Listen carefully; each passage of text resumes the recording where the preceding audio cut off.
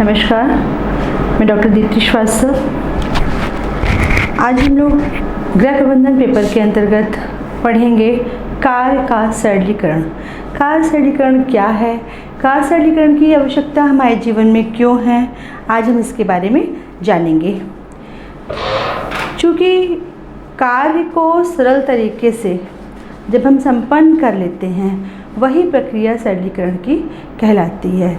सरल तरीके से तात्पर्य है कि जिस कार्य को करने में कम से कम समय और कम से कम शक्ति का व्यय हो और सरलता पूर्वक सुचारू रूप से सभी प्रक्रियाओं को संपन्न करते हुए जब हम कार्य को संपन्न करते हैं तो वो कहलाता है कार्य का सरलीकरण।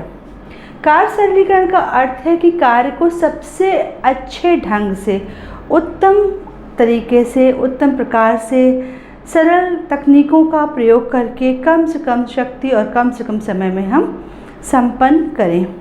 तो आइए देखते हैं कार्य सरलीकरण की आवश्यकता क्यों है और कार्य सरलीकरण को हम कैसे अपने जीवन में रुचिपूर्वक कर सकते हैं। तो इसके लिए रुचि जागृत करने की आवश्यकता है। रुचि जागृत करने के लिए क्या क्या ज़रूरी है? सबसे पहले ज़रूरी है कि कार्य सरलीकरण के उद्देश्यों की जानकारी हमें होनी चाहिए कि कार्य सरलीकरण के कौन कौन से उद्देश्य हैं, कैसे हम कार्य को बहुत सरलता से संपन्न कर सकते हैं, किस तरीके से किया जाए, किस जगह किया जाए, किस उपकरण की सहायता से किया जाए, किस विशेष कार्य में किन विशिष्ट गतियों का प्रयोग किया जाए। ये हम तभी जान पाएंगे जब हमें कार्य सरलीकरण के उद्देश्यों की सही प्रकार से जानकारी होगी। इसमें क्या होता है कि अनावश्यक गतियों को हम हटा देते हैं। कई बार बहुत से कामों करने के लिए हमें बहुत सारी गतियाँ करनी होती हैं, लेकिन यदि हमें कार्य सरलीकरण का सही तरीका पता होगा, सही तकनीक पता होगी, तो हम अनावश्यक गतियों को हटा देंगे। अनावश्यक समय जो हम उसमें उपयोग कर रहे हैं या अनावश्यक शक्ति जो हम उसमें खर्च कर रहे हैं, उसको हम दूर कर देंगे। दूसरी चीज़ आती है प्रेरणा। कार्य को सरलीकृत करने के लिए हमें प्रेरणा की भी आवश्यकता होती है, तभी हम कार्य सरलीकरण कर पाएंगे। तो प्रेरणा की भी हमें आवश्यकता क्यों है, कैसे है, प्रेरणा कहाँ से प्राप्त होगी? जब भी हम किसी कार्य को सरल ढंग से संपन्न करते हैं या उसमें उपयुक्त उपकरणों का प्रयोग करते हैं या उसमें उपयुक्त शक्ति का प्रयोग करते हैं, उसके लिए आवश्यक है प्रेरणा। प्रेरणा हमें पहले किए गए कार्यों के आधार पर या पहले किए गए अन्य लोगों द्वारा प्रयोगों के आधार पर प्राप्त होती है। हम किसी भी कार्य को करने में जब कठिनाई का अनुभव करते हैं, तब हमें दूसरों से उससे संबंधित राय लेनी पड़ती है, दूसरों से हमें प्रेरणा लेनी पड़ती है कैसे वो उस कार्य को सही समय में सही शक्ति का प्रयोग करके संपन्न कर पा रहा है। तो प्रेरणा हमारे कार्य सरलीकरण के लिए रुचि जागृत करने हेतु अत्यंत आवश्यक है। तीसरी चीज़ है जीवन चक्र की जो धारणा है, उसकी हमें जानकारी होना बहुत आवश्यक है। कौन से जीवन चक्र में हम चल रहे हैं, कौन से जीवन चक्र में हमें प्रवेश करना है, इसके लिए हमें ये जानना आवश्यक है कि हम किस प्रकार कार्य को सरलीकृत करें, किस चक्र में हैं और किस चक्र में जाएंगे, यानी कि हमारी ऊर्जा का स्तर क्या है। जैसे जैसे पारिवारिक जीवन चक्र की हम अवस्थाओं में प्रवेश करते जाते हैं, प्रथम अवस्था में सिर्फ पति पत्नी, द्वितीय अवस्था में पति पत्नी और बच्चे, तृतीय अवस्था में बच्चों के बड़े होना और उनका कार्य, चतुर्थ अवस्था में बच्चों के पढ़ाई करने हेतु, नौकरी करने हेतु और विवाह के दौरान पलायन की स्थिति, और पांचवी अवस्था में हमारे विश्राम की स्थिति।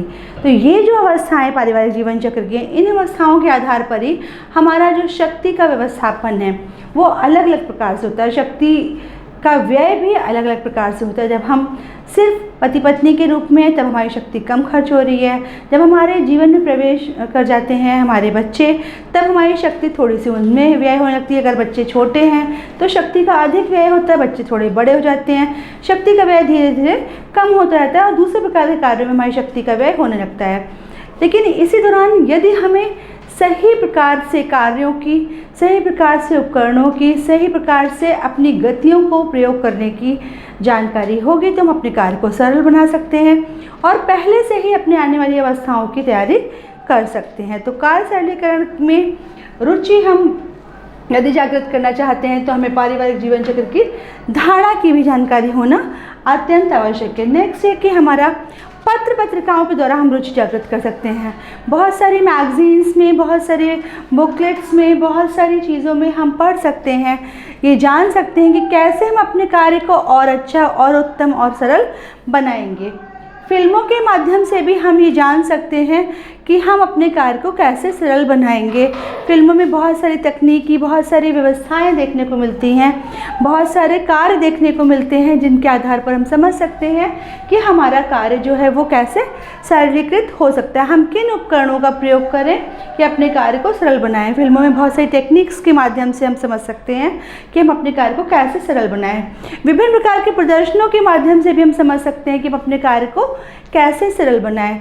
कुछ लोगों के द्वारा की जाने वाली क्रियाएं कैसी हैं, उनको किन किन कठिनाइयों का सामना करना पड़ रहा है, यदि हमें उसकी पूर्व में जानकारी हो जाती है तो हम उन कठिनाइयों को अपने कार्य के दौरान छोड़ सकते हैं, या उन कठिनाइयों से पार पाने का कोई तरीका सोच सकते हैं, या हम उन कठिनाइयों को दूर करने का कोई उपाय अपने कार्य की गतियों में शामिल कर सकते हैं, जिससे हमारा कार्य जो है वो सरलीकृत हो जाएगा। अब कार्य सरलीकरण के लिए बहुत सारे टेक्निक्स हम अप्लाई करते हैं। विशेष रूप से जब हम गृह प्रबंधन की बात करते हैं तो गृह प्रबंधन में हमारे बहुत सारे कार्यों को करने के लिए बहुत विधियाँ, बहुत तकनीकी देखने को मिलती हैं, और यदि हम इन तकनीकों का सही और सरल तरीके से प्रयोग करते हैं तो वो हो जाती हैं कार्य सरलीकरण की तकनीकी।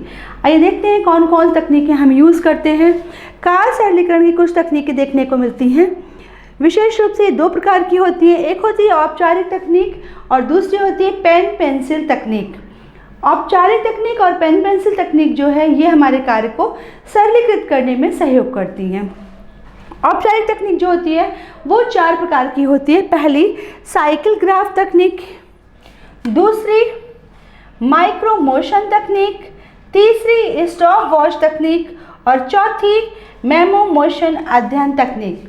मेमो मोशन अध्ययन या मेमो मोशन टेक्निक के नाम से हम इसको जानते हैं। इसी प्रकार पेन पेंसिल तकनीक भी 4 प्रकार की होती है। पहली प्रोसेस चार्ट, दूसरी ऑपरेशन चार्ट, तीसरी पाथवे चार्ट और चौथी मल्टीमेन चार्ट। इसके बारे में हम सविस्तार व्याख्या करेंगे कि जो औपचारिक तकनीक है वो क्या होती है। औपचारिक का मतलब होता है जिसमें हम कुछ फॉर्मेलिटीज़ निभाते हैं, कुछ विशेष क्रियाओं का अध्ययन करने के लिए कुछ विशेष व्यवस्थाओं को हम अपने कार्य में शामिल करते हैं। जैसे साइकिल ग्राफ तकनीकी के दौरान हम विशेष रूप से क्या करते हैं, दोनों हाथ के बीच की उंगलियों में होने वाली गतियों की रिकॉर्डिंग करते हैं, जिसके लिए बीच की उंगलियां जो दोनों हाथ की हैं उस पर हम एक छोटा सा बल्ब लगा देते हैं और उस बल्ब के द्वारा उस पर प्रकाश की व्यवस्था देखी जाती है, उसको हम रिकॉर्ड करते हैं और रिकॉर्डिंग के माध्यम से हम जो तस्वीर या जो फिल्म प्राप्त करते हैं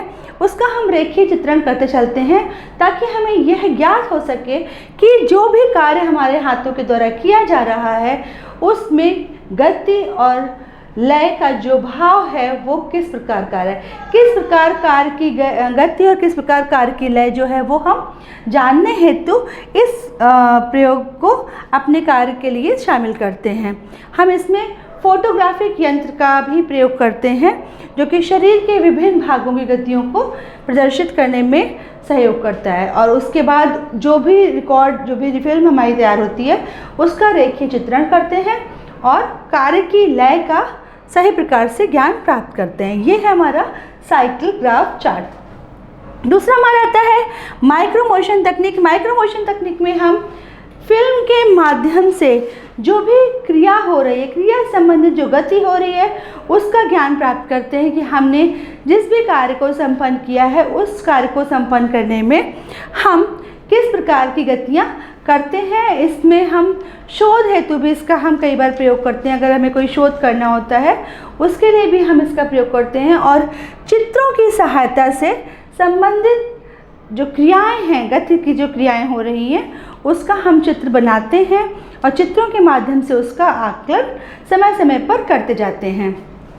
इसका एक विशेष कारण यह भी है कि इसके द्वारा हम कार्य के दौरान और कार्य के पश्चात विश्लेषण सरलतापूर्वक कर पाते हैं कि कोई भी कार्य करने में हमें किस प्रकार की क्रियाएं करनी, किस प्रकार की गति करनी है और कहाँ पर हमें उपकरणों के प्रयोग की आवश्यकता महसूस होती है। और शरीर के द्वारा हम कैसे उस पर्टिकुलर कार्य को सरल बना सकते हैं। तीसरा हमारा आता है स्टॉप वॉच तकनीक। स्टॉप वॉच तकनीक जो है ये एक प्रकार उपकरण ही है।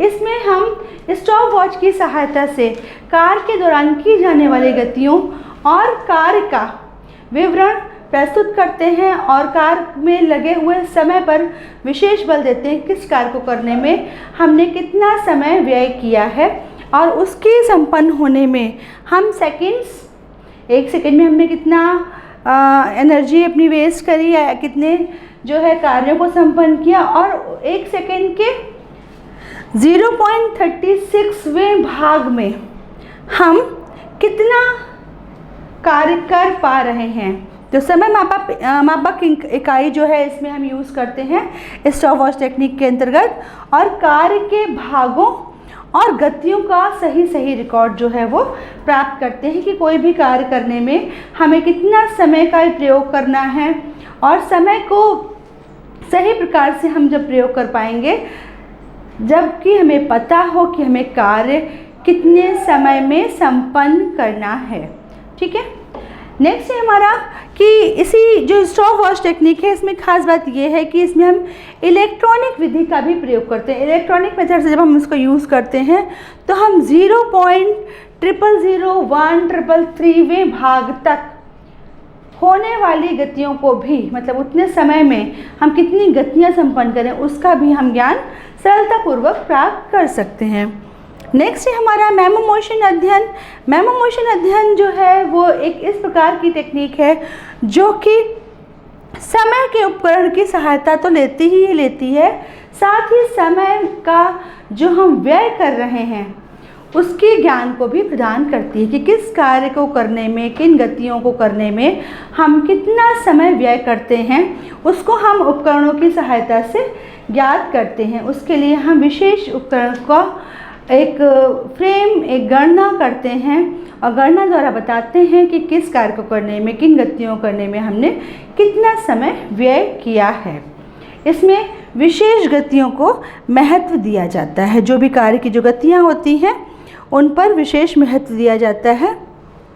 इसमें एक और ख़ास बात यह है कि हम इसमें प्रतीकों के प्रयोग पर, मतलब कौन कौन से प्रतीक हम कितनी बार प्रयोग कर रहे हैं, प्रतीकों के प्रयोग और उपयोग पर भी विशेष बल देते हैं और उसी के आधार पर अपनी जो फिल्म है वो तैयार करते हैं और समय समय पर फिल्म का विश्लेषण करते हैं। हम कार्य की गतियों पर बल दे रहे हैं, मतलब किस कार्य में कितनी गति हम खर्च कर रहे हैं, इस पर विशेष बल है। ये है हमारा मेमो मोशन अध्ययन या मेमो मोशन टेक्निक। नेक्स्ट है हमारा pen pencil technique. Pen pencil technique को अब हम थोड़ा विस्तार से समझेंगे। इसमें हमने आपको बताया कि इसमें एक होता है प्रोसेस चार्ट।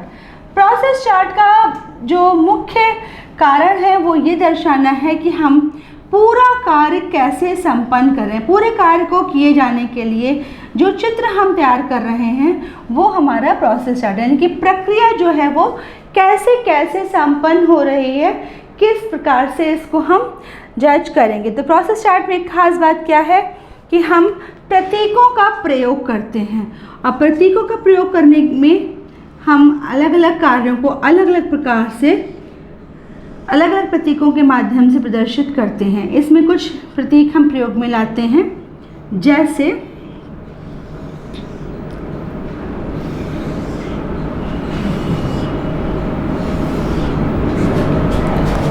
इसमें एक कार्य को हमने किया, उस कार्य में कुछ गति करी, उस कार्य में कुछ अवरोध आया, उस कार्य को हमने पुनः प्रारंभ किया, तो इसको दर्शाने के लिए हमें कुछ प्रतीक चिन्ह के रूप में देखने को मिलेंगे।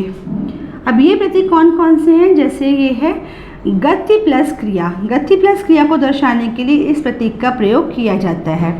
फिर है एक स्थान से दूसरे स्थान पर जाना, इसके लिए इस प्रतीक का प्रयोग होता है।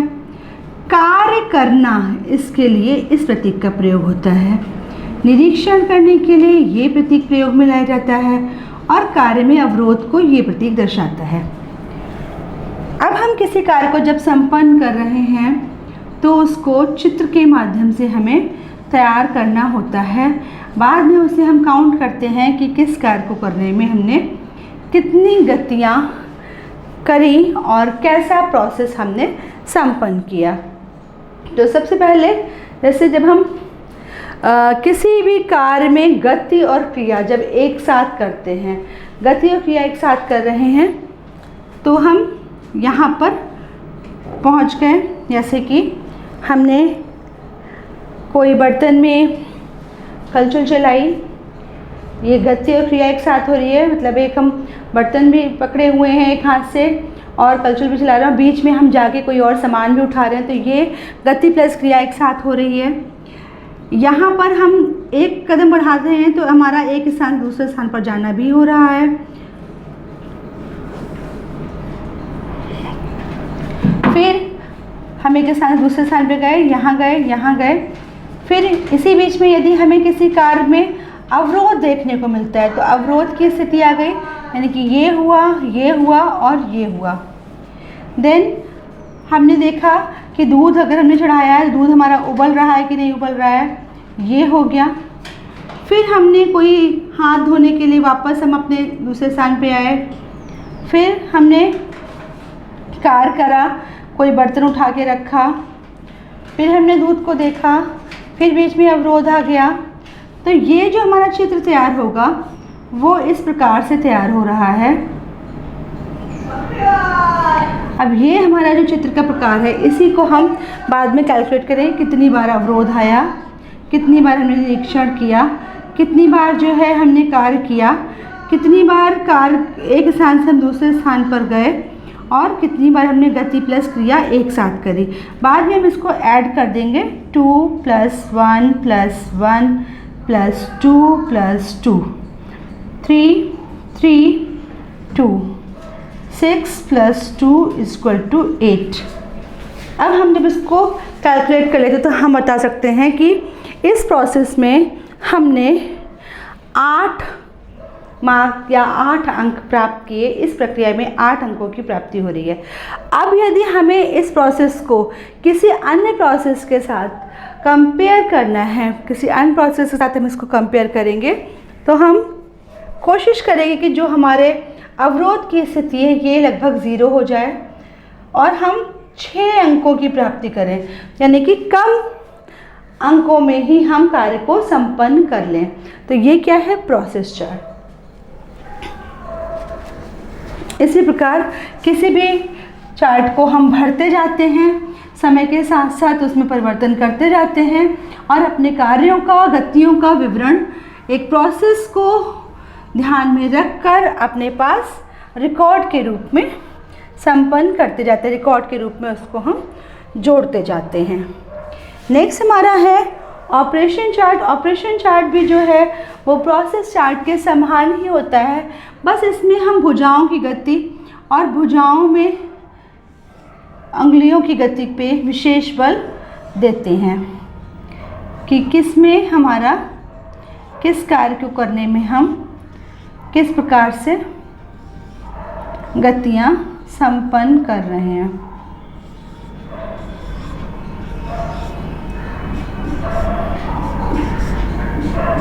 और कब हमारी भुजाओं में और उंगलियों में आलस की स्थिति उत्पन्न हो रही है।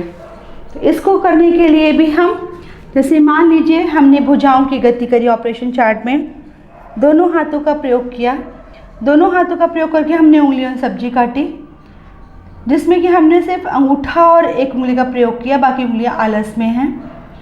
फिर हमने भुजाओं की गति करी, फिर हमारी उंगलियां और अंगूठा आलस में है, फिर हमने अंगुलियों की गति करी, सिर्फ हाथों का कोई कार्य नहीं है।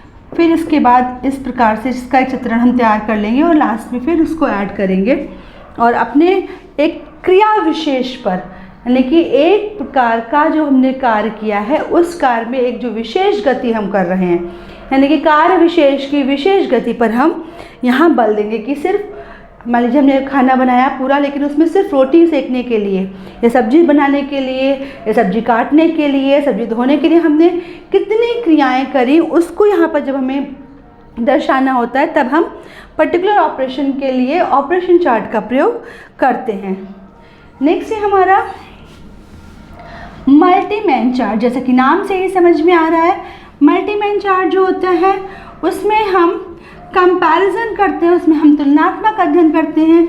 विशेष रूप से जब एक समय में एक स्थान पर दो व्यक्ति एक ही समान कार्यों को संपन्न कर रहे होते हैं, एक ही समान क्रियाओं को कर रहे होते हैं, तो विशेष प्रतीक का प्रयोग करके कभी कभी हम अलग से भी उसमें प्रतीक बढ़ा देते हैं और रुकावट के लिए कि कैसी रुकावट किस कार्य को करने में किस व्यक्ति विशेष को आ रही है, दोनों का तुलनात्मक अध्ययन करते हैं कि दोनों लोगों ने कार्यों को कैसे संपन्न किया। मान लीजिए एक ने माइक्रोवेव का प्रयोग किया, एक ने गैस का प्रयोग किया, तो और दोनों ने ही सब्जी बनाई है, तो माइक्रोवेव और गैस का प्रयोग करने में दोनों व्यक्ति एक ही स्थान पर एक ही समय में कैसे कैसी क्रियाओं को संपन्न कर रहे हैं, दोनों को कितना समय लग रहा है और दोनों कितनी गतियों का प्रयोग कर रहे हैं, साथ ही उनमें कहाँ कहाँ पर रुकावट आ रही है। तो तुलनात्मक अध्ययन के लिए विशेष रूप से शोध के दृष्टि से इसका प्रयोग होता है।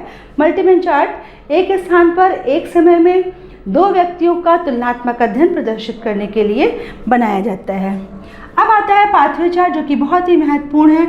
पाथवे चार्ट जो है वो विशेष रूप से श्रीमती गिलबर्ट के द्वारा प्रदान किया गया था। उन्होंने ही इसकी खोज करी थी, उन्होंने इस शोध को बताया था और पाथवे चार्ट की उपयुक्तता भी उन्होंने ही बताई थी। उन्होंने बताया था कि हम इसका प्रयोग खास तौर पे नक्शा बनाने के दौरान करते हैं। इसके लिए हम किसी स्थान विशेष को पॉइंट आउट कर देते हैं पहले से ही, और किसी मकान का कार्यस्थल या ज़मीन पर कुछ मार्क्स बना लेते हैं उस स्थान विशेष की व्यवस्था दिखाने के लिए, और एक नक्शे को बोर्ड पर तैयार कर लेते हैं कि ये एक हमारा नक्शा है।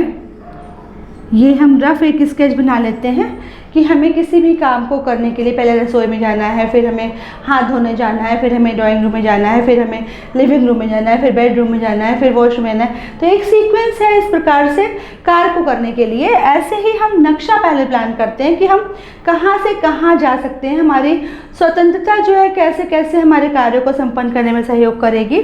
उसके लिए हम एक रफ स्ट्रक्चर बनाते हैं एक बोर्ड पर और पिन की सहायता से उसमें धागा फंसाते जाते हैं कि कार्य के लिए हम कहाँ मुड़े, कहाँ पे हमें रास्ता मिला, कहाँ पर हमने रुकावट महसूस करी और फिर हमने पुनः कार्य को कैसे संपन्न किया। उसके लिए हम एक नक्शा प्लान करते हैं और धागे की सहायता से, पिन की सहायता से उस नक्शे पर पिन लगा के मुख्य बिंदुओं पे धागे की सहायता से उस पर एक चित्रण तैयार कर लेते हैं। ये एक रफ चित्रण होता है। इसको हम बाद में धागे को खोल के नाप लेते हैं, धागा कितना खर्च हुआ उसकी लंबाई को नाप लिया जाता है और फिर एक फ्रेश चित्र बनाया जाता है। मान लीजिए यहाँ पर से हमें यहाँ जाना है, यहाँ से यहाँ जाने के लिए हमें बीच में इस रास्ते को भी पॉइंट करना है, इस रास्ते से होकर गुजरना है। ये मान लीजिए लिविंग रूम है, ये हमारा ड्राइंग रूम है और ये हमारी किचन है। अब हमें लिविंग रूम में जाना है किचन से, तो हमें ड्राइंग रूम में होते हुए जाना पड़ेगा, या यहाँ से यहाँ जाना है तो इससे होते हुए जाना पड़ेगा। तो रफ जो बनाएंगे तो उसमें हम तीनों में से होते हुए देखते हुए बनाएंगे। पहुँचेंगे हम यहाँ, फिर हम यहाँ पहुँचे, फिर यहाँ पहुँचे, फिर यहाँ पहुँचे। लेकिन जब हम फेयर बनाएंगे तो हम इसको स्किप कर देंगे, हम यहाँ से यहाँ डायरेक्ट बनाएंगे, ये स्थान हम प्रदर्शित नहीं करेंगे। और फिर हम जो फ्रेश बोर्ड बनाएंगे उसमें ऐसे ऐसे ऐसे ऐसे ऐसे हमारा जो भी रास्ता हमने तय किया है उसके ऊपर खाली पॉइंट आउट करके पिन लगाएंगे और फिर धागा उसमें फंसा देंगे और फिर धागे की लंबाई नापेंगे। दोनों में यदि अंतर आता है इसका अर्थ ये है कि उस बीच में हमने कुछ ऐसी क्रियाएं, कुछ ऐसी गतियां संपन्न करी हैं जो कि हमारे कार्य में कठिनता का अनुभव करा रही हैं। तो हमें भविष्य में पाथवे चार्ट यह सहयोग करता है जानने के लिए कि हम किन कार्यों को ना करें या किन गतियों को छोड़ दें जिसके बिना भी हमारा कार्य हो सकता है। मान लीजिए हमें कोई दो कार्य एक साथ करने हैं और उसके लिए एक ही स्थान पर अगर हम खड़े होकर करेंगे तो हम उस कार्य को ज़्यादा अच्छे से संपन्न कर पाएंगे। लेकिन अगर उन दोनों कार्यों को करने के लिए हमें अगर स्थान परिवर्तन करना होगा तो हमारी कुछ एक्स्ट्रा गतियाँ उसमें खर्च होंगी। तो अगर हम कार्य को सरल बनाना चाहते हैं तो एक्स्ट्रा गतियों के खर्च होने की स्थिति को हमें दूर करना होगा, और यही पाथवे चार्ट करता है।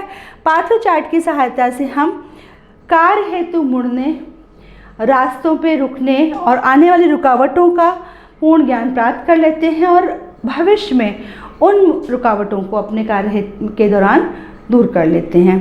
तो ये हमारा क्या है, कार्य का सरलीकरण, जिसके माध्यम से हम अलग अलग टेक्निक का प्रयोग करके अलग अलग प्रकार से हम कार्यों को संपन्न करते हैं। इस चार्ट का प्रयोग हम दूसरों के सहयोग के लिए भी प्रदान कर सकते हैं। दूसरों को प्रदान करें कि इस कार्य को करने में हमें इतना समय लगा, अगर आप इस चार्ट का प्रयोग करेंगे या इस प्रकार से आप कार्य को करेंगे तो आप कम समय में, कम दूरी में काम कर लेंगे। और गृह प्रबंधन के दौरान शोध की दृष्टि से पाथवे चार्ट को सबसे उपयुक्त माना गया है। इसका प्रयोग विशेष रूप से मकान के नक्शों हेतु भी किया जाता है कि मकान में कम गतियां प्रयोग करके हम कैसे एक स्थान से दूसरे स्थान पर जा सकते हैं। तो कार्य को सरल कैसे किया जाता है, कार्य सरल करने की क्या क्या तकनीकी हैं, आज हमने जाना। अब कार्य सरलीकरण के द्वारा कौन कौन से शोध किए गए हैं, अब हम उस पर थोड़ा सा प्रकाश डालेंगे। जैसे भोजन बनाने के लिए बहुत सारे शोध किए गए हैं कि अगर हमें आलू को उबाल के उसका भरता बनाना है तो कैसे बनाएंगे। आलू को उबाल के हम हाथों से भी भरता बना सकते हैं, आलू को उबाल के हम मैशर से भी भरता बना सकते हैं, लेकिन किसमें हमारी ज़्यादा गति खर्च हो रही है, ज़्यादा ऊर्जा व्यय हो रही है, कौन सा काम आसान है। या मसाला पीसना है तो मसाला पीसने के लिए हम सिल का भी प्रयोग कर सकते हैं, मसाला पीसने के लिए हम मिक्सर ग्राइंडर का भी प्रयोग कर सकते हैं। दोनों में से समय और ऊर्जा की बचत किस में हो रही है, निश्चित रूप से मिक्सर और ग्राइंडर में हो रही है, और हमारी गतियाँ भी कम खर्च हो रही हैं। तो ये जो शोध हैं ये हमारे भविष्य में किए जाने वाले कार्यों में कम गतियों, कम ऊर्जा का व्यय करके काम को सरल बना के हमें कम से कम थकान का अनुभव कराने में सहयोग करते हैं।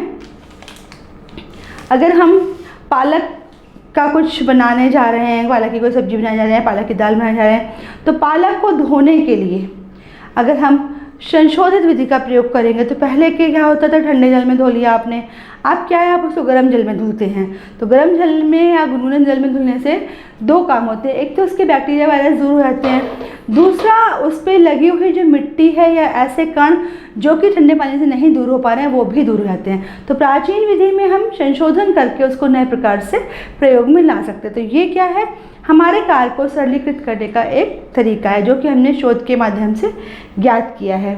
या हम किसी काम को करने के लिए यदि दाएं हाथ का प्रयोग करते हैं, कार्य करने में कठिनता का अनुभव कर रहे हैं, और दूसरा हम सरल बनाना चाह रहे हैं उस काम को, तो हम उसी समय बाएं हाथ का भी प्रयोग कर दें तो कार्य हमारा सरल हो जाएगा।